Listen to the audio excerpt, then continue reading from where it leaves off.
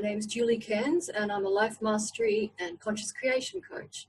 I'd like to welcome you today to the Inner Peace Masterclass, and today we have with us wonderful Kim Schneiderman. Kim has written a book that we're going to speak at length about tonight, which is Step Out of Your Story. But Kim has, I think, the story itself, and she'll tell us more about it, was born from the psychotherapy work she's been doing over many years. And also Kim is a journalist in the past and has been a lecturer at New York University and writes blogs for Psychology Today. And I believe that's still ongoing.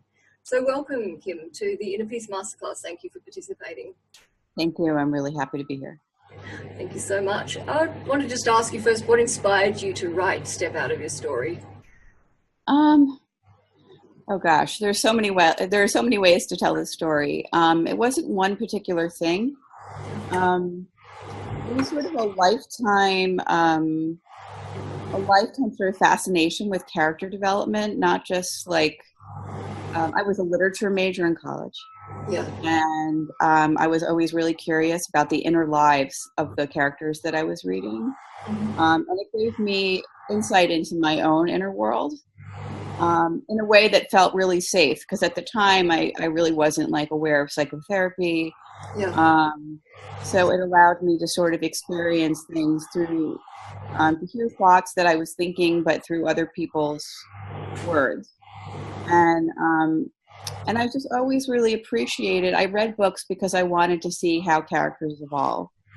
And then in my 20s, I had sort of a spiritual awakening myself. So I was always really curious. I was always really interested in character development.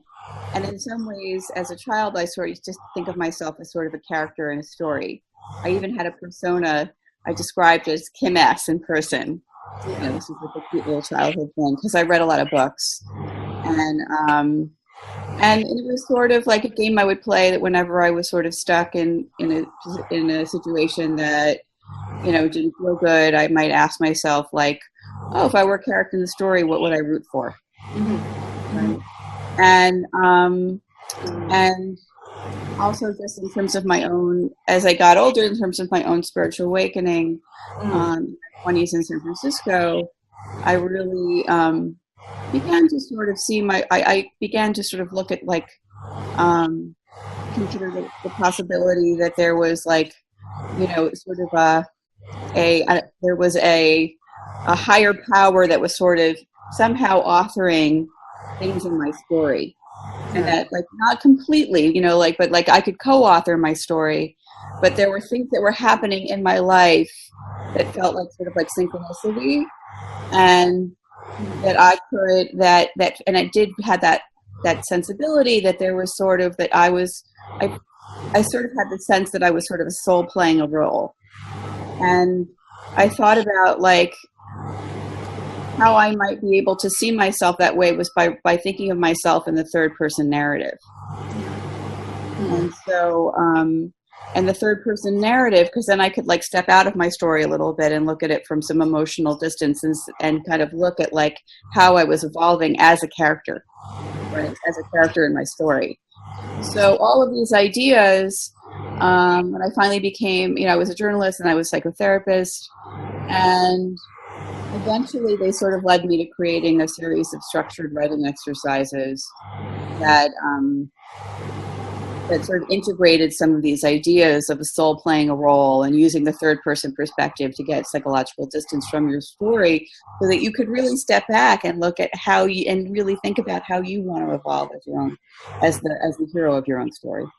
Because I loved what you were saying about also looking at yourself in the third person as actually developing more compassion towards yourself as well. That kind of that it's sometimes harder to feel that compassion towards yourself in the first person, but somehow viewing yourself from that distance perspective, it's more easy to be loving towards yourself or less judgmental.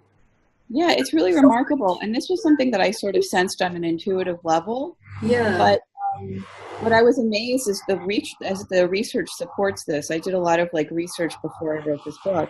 Yeah. And I discovered that there's, like, a growing body of research that, you know, around, are just focused on narrative, that shows that when you view your life from a from a third person perspective, that you do tend to think of yourself in kinder and gentler terms, or you view yourself in kinder and gentler terms. And the way, and often how it works is that you sort of see yourself as a character overcoming obstacles. In fact, they did these, in one study, they did these control groups. One group wrote about, like, looked at experiences that had been sort of traumatic in high school, and they wrote about themselves in the first person. The other group wrote about themselves in the first person being the I, and third person being, you know, he or she. Yeah. And the group in the who wrote in the first person tended to look at themselves as victims, whereas the third person group really saw themselves as sort of like a little bit heroic, as having overcome something, overcome obstacles. Yeah. And that's very, sorry. Yeah, no. And it's really, what's interesting is that I can go on and explain all of this to you, or even in my workshops, I'll start by opening with this premise and people kind of give me funny looks. But it's almost, you know, it's almost inevitable that when we start doing the writing exercises, people are like, oh my God, I feel so liberated. Yes. I didn't know, you know, so. Really, I mean, the other thing is I started also writing of an experience I had. Like, I had started a book, which is incomplete, but will be completed.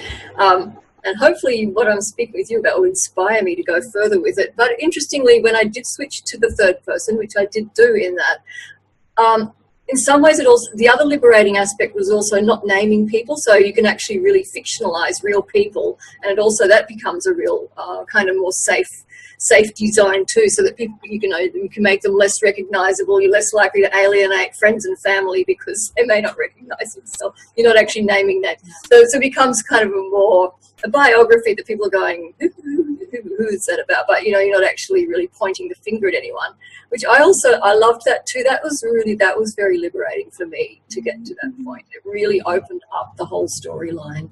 A whole lot more than the first person. And you're so right, it really does take out the victim. You really can stand back and see the strengths as well that may not be so apparent. Right. Well, think about it. Like, when we think about an I is so attached to the ego, right? Yeah. I am a teacher. Yeah. I am a wife. I am whoever, you know, and people get very attached to these descriptors, right? Their eyes. And so which is why people often have a hard time writing, because that I is so prevalent, and like, it's defining me, and I don't want, right? So when it's sort of like, when you shift to the third person, you're really sort of like tricking that sensory ego, right? And to thinking that you're writing about somebody else, right? So it's a little bit of a trick, but also you're tapping in to your omniscient narrator, which is sort of like the observing mind, right? And you might want to think about it like in terms of meditation. It's that observing mind, that omniscient narrator, that wise voice that sort of can see beyond.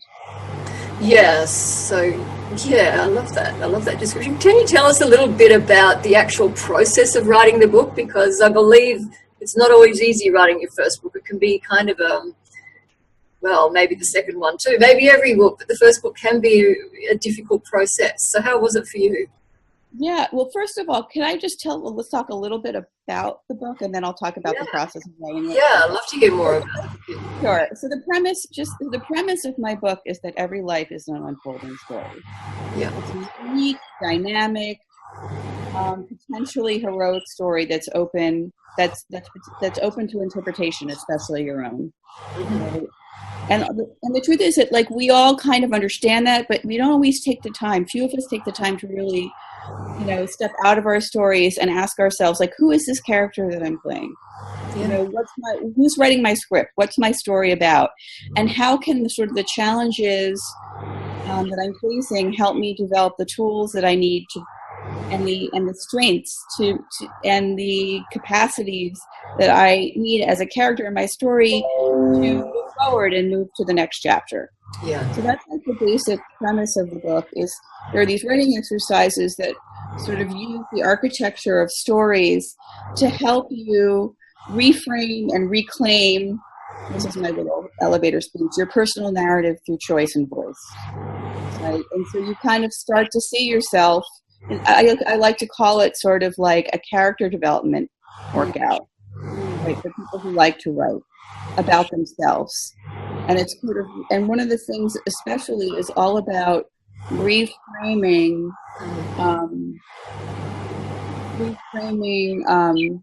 the challenges in your life. Whenever you all have them, we all have these things in our plot line that show up that we can't control. But sort of the antagonist of our stories is opportunities to really grow and change and evolve and stretch beyond our comfort zone. So that's the premise of my book. So I just wanted to put that out there so people know what. Yeah. But in terms to respond to your question about, you know, this process of writing the book,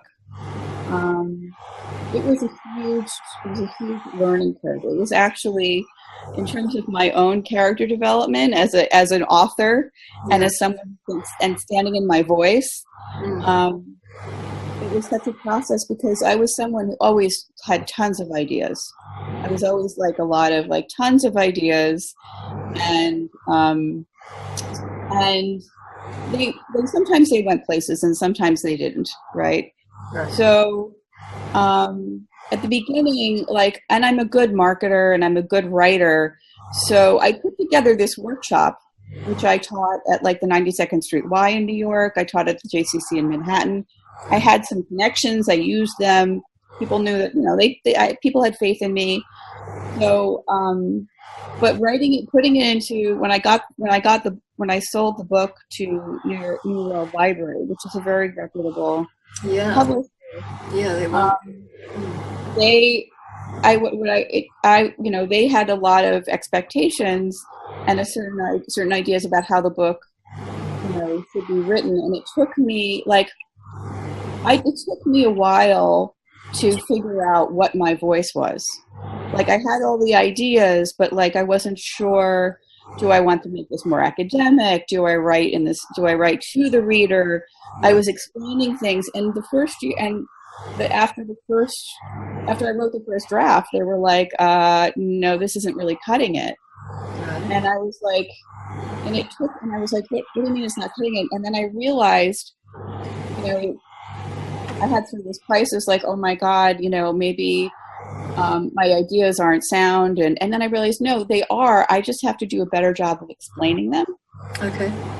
And so basically even like it was my own, and there were some things that my editors were sort of challenging me on. And I looked at those sort of challenges, just like I say in my book, that challenges are always an opportunity to grow, as a way for me to get stronger and stronger and standing in my voice and becoming a better explainer of what I was trying to convey to her. And eventually, you know,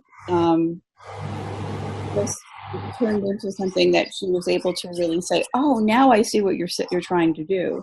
So it was a process of me really growing as the kind of character A who could write a book. Like, I didn't know that I could do that, right? So, because I was always more like a sprinter, and this was more like a marathon, right? And so I became a kind of character that could persevere and write and to really step into my own voice as a writer and as an authority on, and the whole idea, basis of the book was my own idea. I was creating it. Yes. So to be able to do that and say, I know what I'm talking about, and here's my offering for the world was a really huge part of my own growth and self-esteem, and just in my own capacity to develop as the type of character, and then who could write a book. Yeah. And also, what was, you know, is also interesting is there were a number of like podcasts and radio interviews that followed, and I had never done any of that stuff. So that also like challenged me to grow and step out of my comfort zone and evolve as a character in my story. Well, I love to look at things in a shamanic way, and I look at your book in that way. So much what you do is reframing difficult situations into like a healing situation. not so much positive. I don't know if you call it positive. What I look at how you do it is you'll go, okay, so the person who's an antagonist in my life is actually there as a kind of worthy opponent. That would be in, Carlos Castaneda's words, someone who kind of stretches you, and that's, to use your language, stretches you to sort of extend your own strengths and build your own kind of spiritual muscles in a sense. But I just really love, because I know that the other thing that's shamanic is also words, is shape-shifting, and I believe words are shape-shifters, I really do as a writer. They change shape with who's looking at them, and they change shape with, also sometimes the mood that you're in or the energy that comes through. I just like, there's such amazing, it's such an amazing media to work with, is the power of the word. I just love it so much. So I just like, when I look at what you're doing, it very much is a healing process for people. Is that how they come back to you when they say they've used the, like workshopped the book themselves? Oh, yeah, absolutely. Yeah. Absolutely. And again, I teach this often in workshops. Yeah. And sometimes they're 3 hours. I've done 8-week ones. And people are always just amazed, because what you're doing is you're tapping into the voices inside of you that are already there, and you're using techniques to get at. We all have, this is kind of the one of the dominant premises of narrative therapy, which is the school of therapy. That's a little bit different than what I'm doing, but the idea that there's a dominant narrative, and then there's a narrative that is, sort of I can't think of the name of the word, but like the less dominant narratives, and those narratives are within us, but need some sort of be teased out. And actually, I would reframe that, to be invited out and to be welcomed, and to have tools that make them. Sometimes these narratives, they're like a little bit shy, because maybe they weren't welcomed into the world by your caregivers, and so they kind of like they're kind of like they're not sure they want to come out, and so the writing technique that I've developed, they help welcome them. To help them feel like they can be comfortable and expressed. Wow, that's beautiful. And that's what writing does. It's such an empowering process. It really is. Yeah. So how long did the book take for you to complete? Was it like a 12-month process or 2-year process? It really took me a year to write like a really sort of crappy book, and then a year to write a really good book. So it took like 2 years. It was one of the hardest things I've ever done. I mean, it really was, but it really, I like to talk about the book being sort of like one of the things I talk about, and just referring back to what you were saying a moment ago, is that your antagonist is like your personal trainer, right? And like when you're working out, you might kind of like swear at your trainer through your gritted teeth, but that like whatever you're doing is whipping you sort of into shape and helping you develop.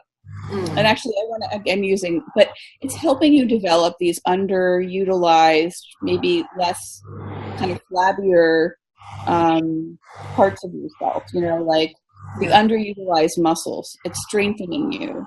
So I often talk about your life being like a character development, and those antagonists being like your personal trainer that are here to help you stretch and grow. Yes. And the book was my personal. The book, in some ways, was like my personal trainer. Yeah. Pushing to like persevere through my own doubts, to stretch and grow beyond my own comfort zone and way of seeing myself. And so you also had the New World Library, where they kind of mentoring you through the process, your publisher, because not everyone has that kind of process during the writing, and they get it at the end maybe. But it sounds I would say that, they were very patient. They were incredibly patient. I wasn't easy. I was not easy. Well, the thing is, my editor and what I realized, I thought when they bought the book, they were thrilled about it and excited about it. And then I realized that we weren't quite on the same page. Yeah. And I had, I said, I had to sort of show them what I was talking about by getting clearer and clearer. So, and then we were. And I just feel like I'm really grateful that they were so patient with me, that they really believed in the promise of the book and in my own potential. to deliver, even when, you know, the first attempt wasn't quite what they expected. Oh, yeah, I'm kind of curious about what their first feedback was, like what really stands out in your mind in terms of, I know it's probably really confronting if you don't need to talk about it if you don't want to. But. No, it's fine. I'm trying to just, it's been a while. I mean, there was one editor who was like, you're conflating, you can't compare life to literature. You're conflating the two. And I'm like, yes, you can. Right. So that was sort of one of the critiques. And they were also saying that I wanted to use the elements, you know, the story arc that, you know, every story has, like, there's an exposition and then there's, you know, like it kind of moves like that. And I wanted to be able to have people look at the current chapter of their life. Mm-hmm. That's when I always say the current chapter is the opportunity. It's like the power of now, where the protagonist of your story has an opportunity to grow and change. Yeah. To really frame it, you know, I often ask people, imagine your life as a story. What's the name of the current chapter? Describe what's going on in the third person as a summary. It's like a good starting point. And then I wanted to sort of use all the elements of the story as ways of sort of deconstructing and then reconstructing your story. Yeah. They thought it was like too structured. They didn't quite understand what I was trying to do. They're like, your life isn't so neat and you can't just plot it out like in such a structured way. But well, I convinced them that my methodology was fluid enough, and also like that the structure was like guardrails to keep people's story from kind of going off. You know, I think structure is really healthy. Yeah. It was just a matter of just helping them. Yeah. Sort of see what I was talking about, but again, it was me. It wasn't them. It was just that I needed to crystallize my ideas a little bit better. Yeah, I hear that. So that thread comes through a lot. That you crystallize. You gain great clarity of vision, and that was sort of like your own vision and the vision of your writing. So it's like everything crystallized in that moment and that's really important for all of us to really crystallize our vision. It's such a crucial thing. You can't really manifest if you haven't got a clear vision. I think that's a beautiful point. And you know, I just did want to look at that concept of is it reframing in a positive way, or as I was saying, it was sort of like more in a healing way? How do you see the reframing that you do? Is it? Well, okay, so one of the examples I use is The Wizard of Oz. I like to talk about the difference between self-defeating stories and soul narratives. In fact, I wanted to call the book Soul Narratives originally. Beautiful. I like that. I know. They didn't.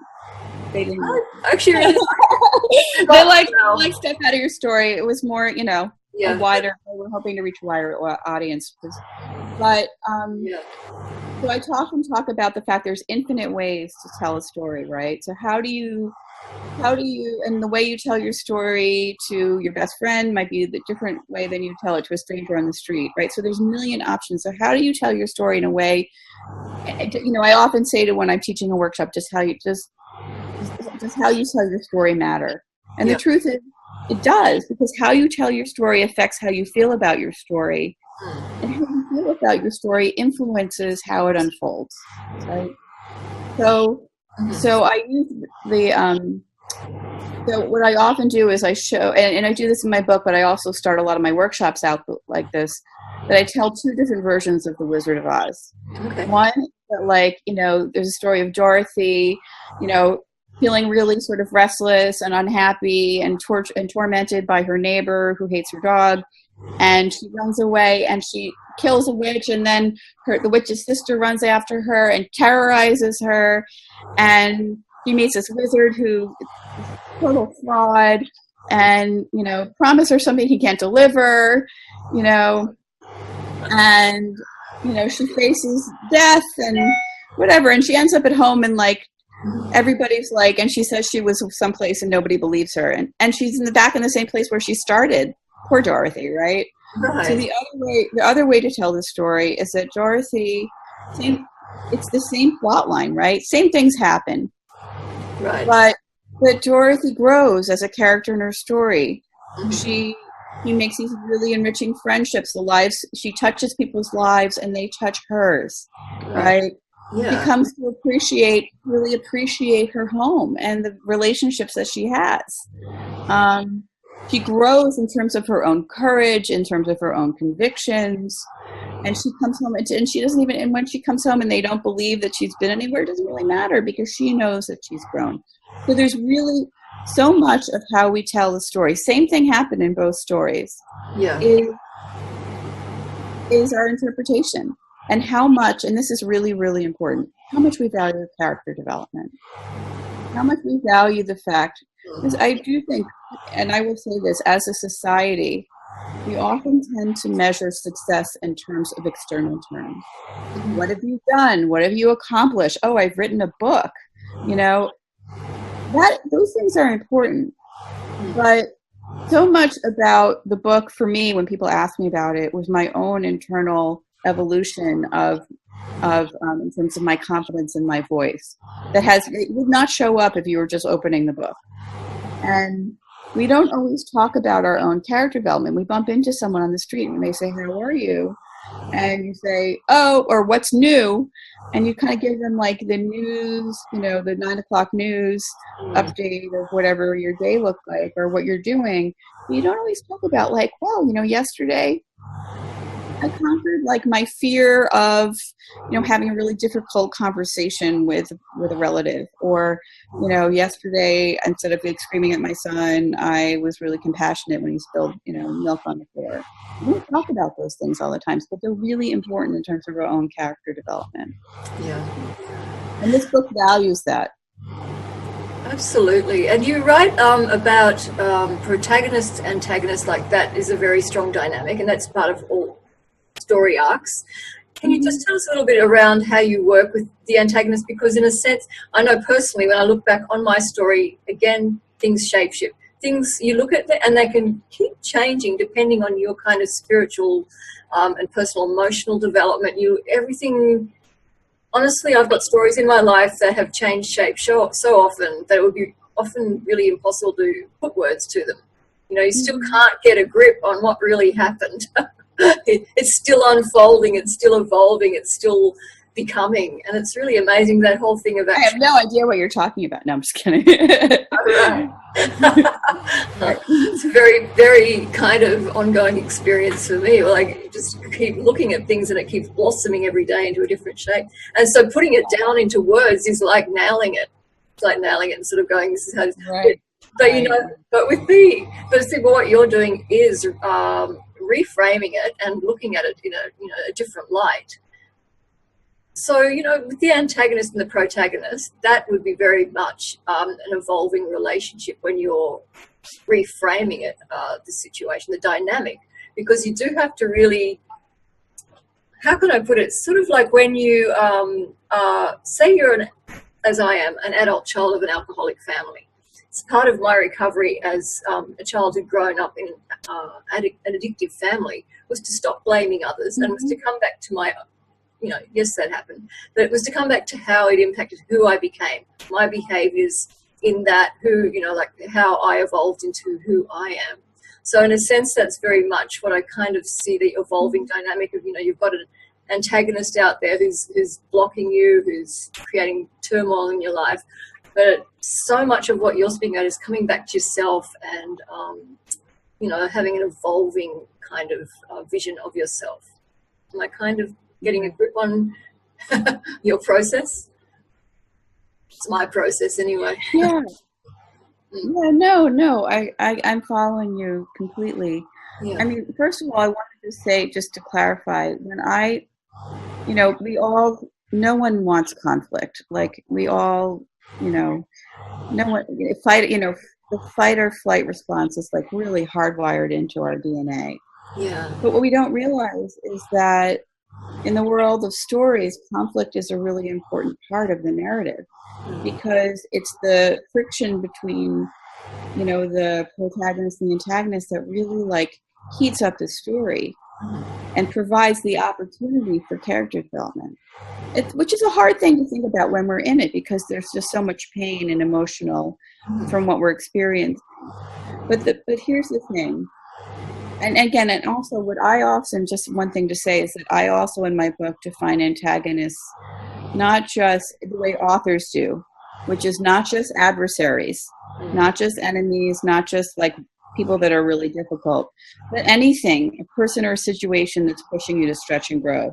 Yeah. That's how an author defines an antagonist, because sometimes the antagonist is someone who's a sympathetic character, right? And every antagonist is also the hero of their own story too. So that's something you also have to remember. But you know, so much. I often will say we cannot change other people. We can't change the antagonist of our story. But which is why so much of our work and the work that's in this book and my workshops is about working within and changing your own interpretation and your own internal narrative. Yes. So looking at, for example, every conflict with your antagonist exposes some vulnerability, something that doesn't, otherwise it wouldn't be challenging for you, right? Yeah. But it also, some vulnerability of fear, maybe a difficult emotion, and it also points to a growing edge. You know, maybe you want, what I mean by growing edge is like, you can think of it almost in terms of like an asana in yoga, right? Like I want to assume the posture of courage in the face of my fear, or I want to assume the asana of discipline, and the, you know, in my kind of procrastination or laziness or whatever that, you know what I mean, or lack of focus. So it always points to some place where we can evolve to. Yeah. And what my writing exercises do is they help people dialogue. I have dialogues where people dialogue with their vulnerabilities to understand how they're trying, why they're, you know, what purpose they serve and what they're about. And then I have them dialogue also with their antagonists, with their growing edges, so that they can ask themselves, like, how can I have more of you? Courage. I actually anthropomorphize like courage. How can I have more of you? Where are you hiding? You know, how can I bring you more into my life? And these dialogues, really, people are often surprised at what opens up for them.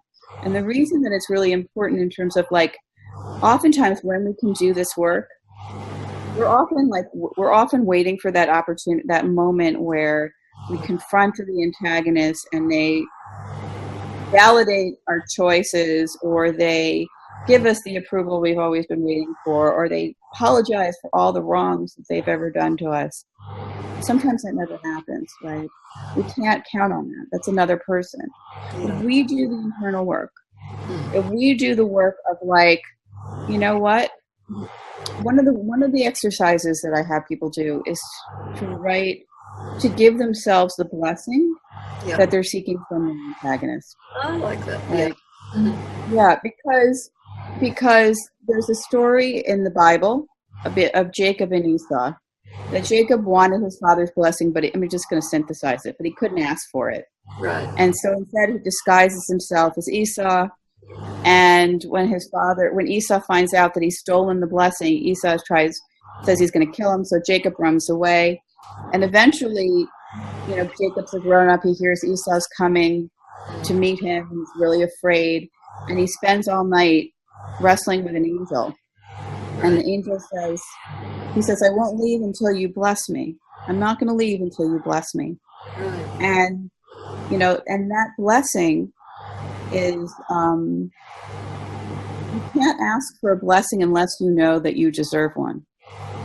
So whether or not Jacob actually, and he's blessed and his name is changed, but that growth, when you know that you deserve a blessing and that the other person can't control, can't determine how you feel about yourself, that's the victory. That's the character development arc. That's the story. Every character has a particular arc. And that's sort of like the pinnacle of the development. It's like, I don't need this now, or if I get it, that's great. It's icing on the cake, but I feel good, you know? Yeah, I love that. So that's kind of like, it's our own development. We can do that. And the whole it's not easy. It's not, by the way, it is not easy. And I don't want to say that I can't sit here and say that I don't still struggle with my own Yeah. antagonist. It's Yeah. hard work. Yeah, I mean, that's what I was going to say is the whole process is deeply therapeutic because not only are you kind of working through your own, authentic, bringing out your authentic voice, people are really desperate to hear the authentic voice of others. They want to hear vulnerabilities. They want to be able to identify with your story in some way because that releases their own sense of isolation in their story. I think so the whole process of reading someone else, the actual writer and the reader is such a beautiful relationship of kind of mutual healing. And I think, the point of these interviews I'm doing with people are and how people do come to their peace. So I'm gathering that through this process, people are coming to a place of peace, of coming to, a place of peace with that story that they've had that's been so distressing for them. Right. I mean, that's the thing. Like sometimes, yeah. I'm a firm believer in meditation, although I really struggle with it myself. Yeah. But we still, we can change how we react. There's many ways to change how we react to the challenges. Life is inevitable. We're going to have plot twists in the storylines of our life. We should anticipate them because they're just part of our narrative, of the great narrative of our life story. But how we navigate them often is determined by our own perspective and interpretation of what they mean. And we can have more, turning it back to the inner peace part, we can have more inner peace if we can view life as an opportunity to really further expand our awareness and develop and become more compassionate, more expressed, more evolved characters. Absolutely. Yeah, that's why we're here. And where to now for you, Kim? What are you? Is your practice growing into different directions? Because this is such a beautiful process, but I'm wondering where you are these days. Well, yes, I've actually recently, I've moved in a little bit different a direction. I'm doing workshops and I still love doing this work. But I've also recently completed a training in something called internal family systems, which is parts work. Yes. And what's interesting is that some of my dialogues in my book are actually very much aligned with this idea that we're all multiples. We all have many parts. Yes. Right? We have, like what I mean by parts, we have the striving parts, we have the critical parts, we have the the taskmaster parts, all of these different, the rescuing parts, whatever. We all have these parts, the teaching parts, and that these parts are often like the premise of this model that I just learned is the idea is that there's a self, and that self is naturally sort of caring, compassionate, creative, courageous, calm, and curious. And what happens is as we come into the world, the parts of us that aren't welcome or accepted are sort of become exiled within the body. Yeah. And as like exiled little children that hold all of our pain, and we develop these parts to protect these exiles because they're so vulnerable. And there's nothing wrong with like all our different parts. They're all trying to help us, but sometimes they do it in ways that are more helpful than others. Right? Sometimes they become, and the idea is like the self is the conductor of the orchestra, and we all need we need all the parts to play their roles. But sometimes, because when the exiles get triggered, these parts, like the violins, instead of playing the violin part, will take over the self, will take over the conductor. And so the therapy I'm doing is sort of more somatic oriented, of creating self to part relationships and helping people realize when certain parts have become extreme or taking them over, so they can separate and get really, really curious about what these parts are trying to do and why they're doing what they're doing. So that's kind of that's what I'm doing, sort of more one-on-one. Yeah. It's interesting because, I think Carl Jung would say that your writing is still somatic release, because he had that sense of anything that you release from your body through writing or speaking was therapy. So in a sense, it is a somatic release when you're actually doing the act of writing. So I see you've been doing somatic therapy the whole time, really. Okay, great. I think you have. It really is. Yeah, I know. I mean, for sure, it's all part of the same system. Yes, there are different levels.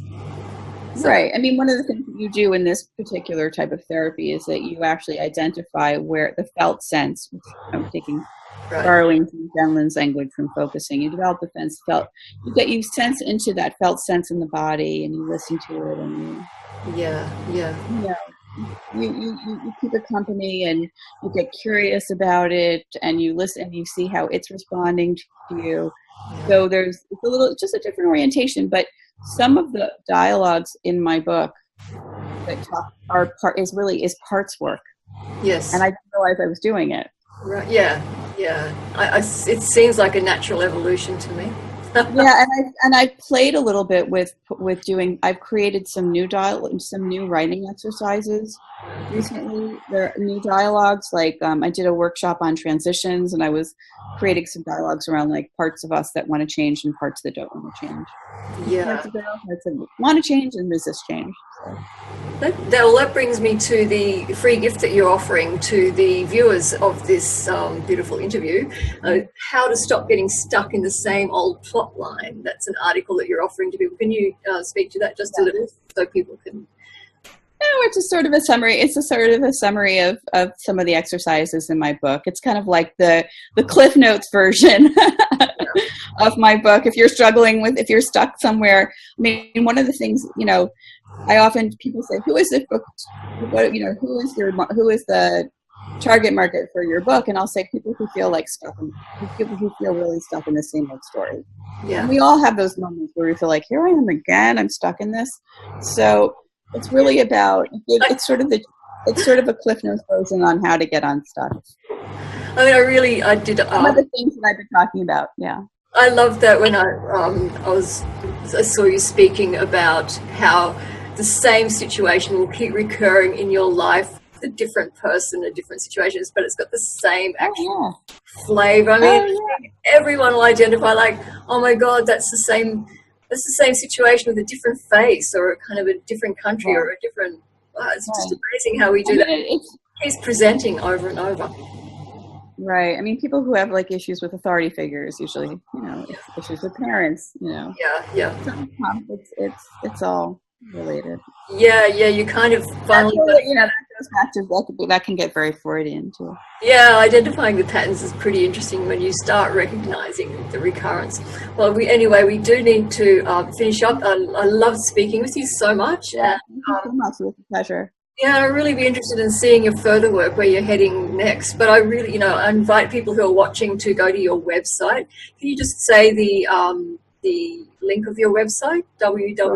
It's stepoutofyourstory.com. Stepoutofyourstory.com. So, and link will also be on my website of the opt-in page, so people can actually find your work and gravitate towards stepping out of their story. So thank you so much. It's been lovely speaking. Thank you. Thank you so much.